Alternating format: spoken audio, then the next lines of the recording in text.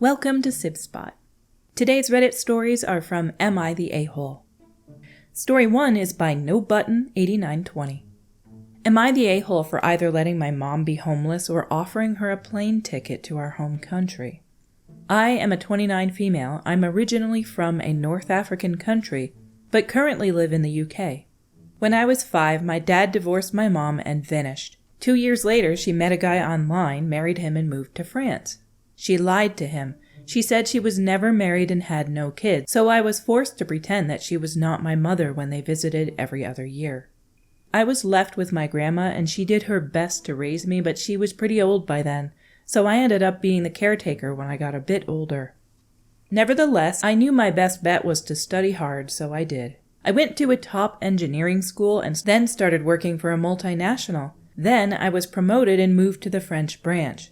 By then my grandma had passed away. My mom already had pretty much no contact with me, and her kids thought me as the orphan that their grandmother used to raise. So I didn't even tell her that I moved to France. 2 years ago, I moved to a new company in the UK, and I make a pretty good living, and with no one to support, I'm pretty financially secure. Then, my mom reached out to me. Apparently, her husband divorced her, her kids can't help her, I don't know why, she mentioned some financial reasons. So she got my number from a cousin I'm in contact with and wants me to move her in with me. I told her that will not be happening. The only help I will be offering her was a plane ticket back to our home country, and then she can do whatever she wants. But as far as I'm concerned, I don't owe her anything. Most of my family are on her side, mainly because of religious and cultural reasons, but I wanted to make sure that I wasn't letting resentment cloud my judgment. OP, you have the glaringly obvious right to resent her entirely and not want her to live with you. She basically disowned you and said you weren't her kid. She had no part in your life. She decided to tell everybody else that you were an orphan, that you're not her legitimate child, so that she could avoid any responsibility to take care of you. Now you have the right and the imperative to not help her at all. She sounds like an awful person and she just wants to come leech off you. Next time you talk to her, say, "Oh, I'm sorry, I'm not your daughter, I'm an orphan. Take care, bye-bye," and never talk to her again. Down in the comments by Illustrious Grand 137, not the a-hole, and you don't owe her a plane ticket either. If she didn't acknowledge you as her child in the past, then there's no need to treat her as your mother now. Underneath that by Refuse Different 610. I'm not sure if it's refuse or refuse because they're spelled the same.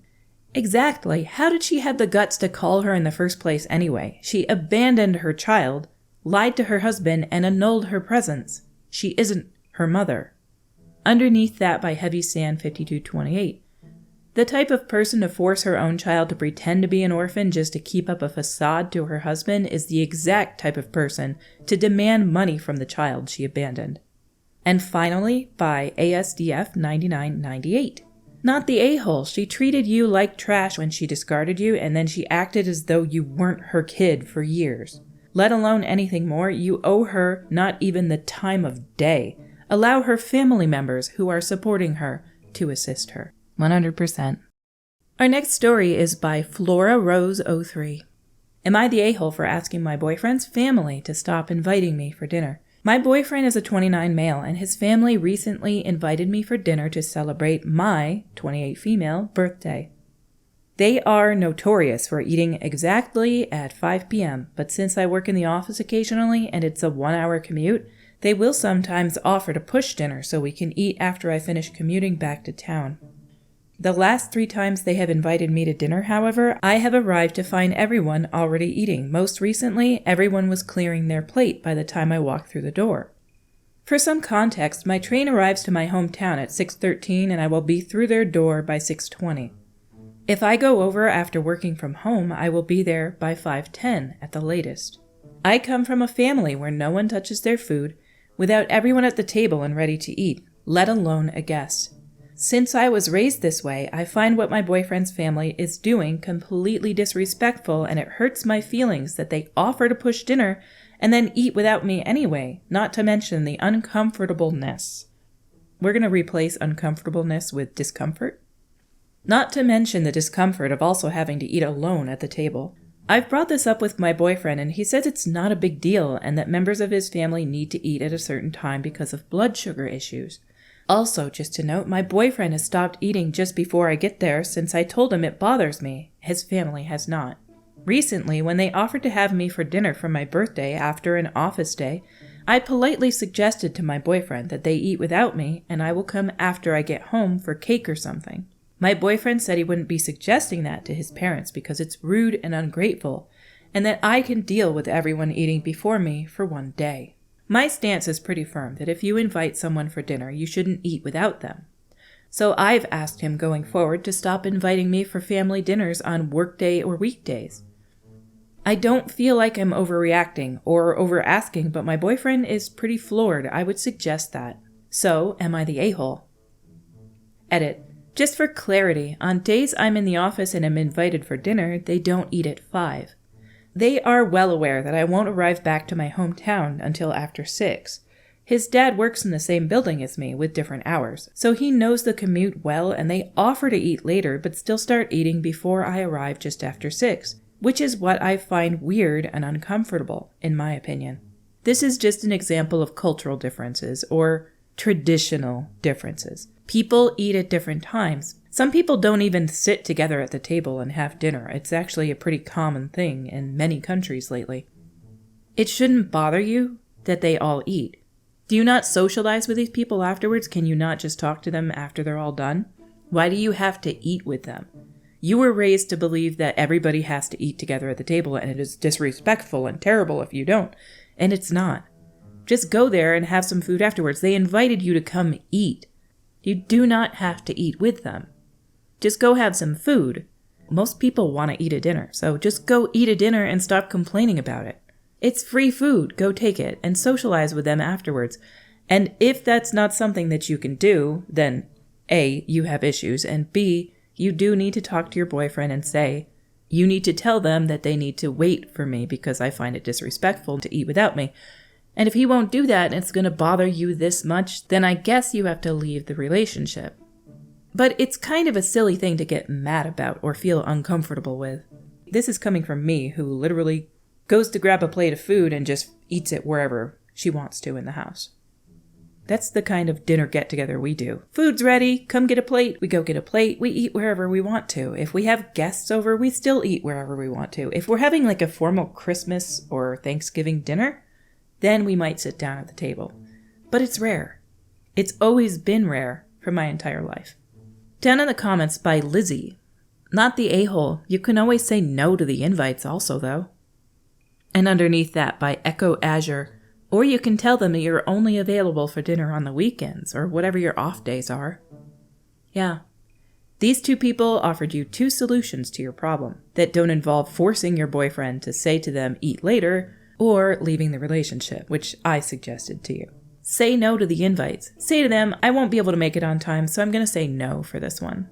I don't like to eat when other people are finishing their plate. That's a polite way of saying it to them. It's not rude at all. Our next story is by No Strength 907. Am I the a-hole for making rules that my daughter must follow in order to move back in? I have a 23-year-old daughter that I do not get along well with. I paid for her education, and she dropped out of her 2nd year and was pocketing the money I was sending her for school. She was partying hard in that time and went into stripping to make more cash. I stopped sending her money when I learned, and she went no contact with me. I got a call from her asking if she can move back in, and I told her on these conditions. 1. She needs to start paying me back for college. 2. She needs to have a respectable job, so anything but being a stripper. 3. She will need to clean and keep her areas clean. 4. She can't bring people over. There are still young kids in the home. I don't trust her friends. 5. We have a dry house, so no alcohol at all. 6. No drugs of any kind. I don't care that weed is legal in my state. 7. Finally, I will not support anyone else, so no boyfriend or friends getting any of my money that I give her to fix her life. This resulted in a huge argument, and she thinks I'm being a petty jerk for the rules. I am getting calls I need to step up and help my kid.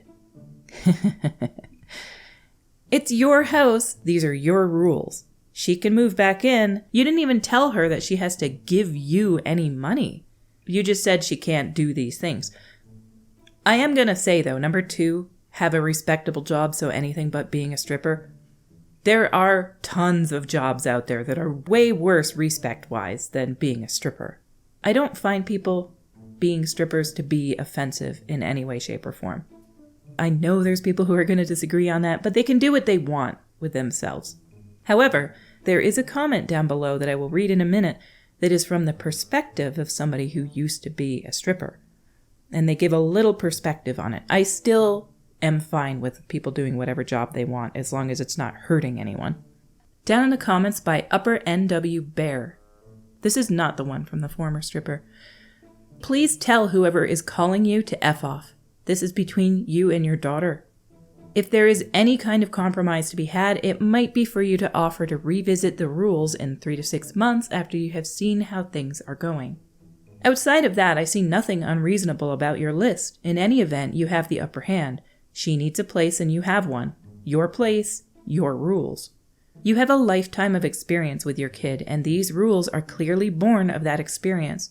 You didn't just make them up to punish your daughter or make her miserable. Don't let any concerned family or friends convince you otherwise. And then, the one from somebody who used to be a stripper.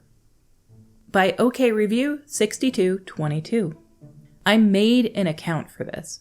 Upper NW Bear made great points. I'm touching on the stripper thing. I am a former stripper. The people saying it's a respectable job are wrong. It is dangerous. The average stripper isn't doing great. The people you see on TikTok making bank are top earners. Your boss can destroy you in a single word. You don't want to go with him, he won't schedule on Fridays and weekends. You will make nothing. Drugs are everywhere. Your boundaries are pushed all the time.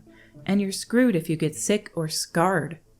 Yes, your body, your choice, but don't glorify being a stripper. There is a reason desperate women are the most common type of stripper. This person obviously had a bad experience with it, but there are people who swear by it and make good money from it, and they would continue to do it. They're not desperate, and just because they had a bad experience with it does not mean that everybody has a bad experience with it. I am totally fine with people doing what they want. Just because drugs are around you doesn't mean you're going to get into drugs. OP's daughter might be influenced to do more drugs if she's in this kind of job, if she has a drug problem. But being around drugs does not mean you're going to do drugs. That just takes a shred of willpower. Our stories for today have come to a close. Until we meet again, have a great day.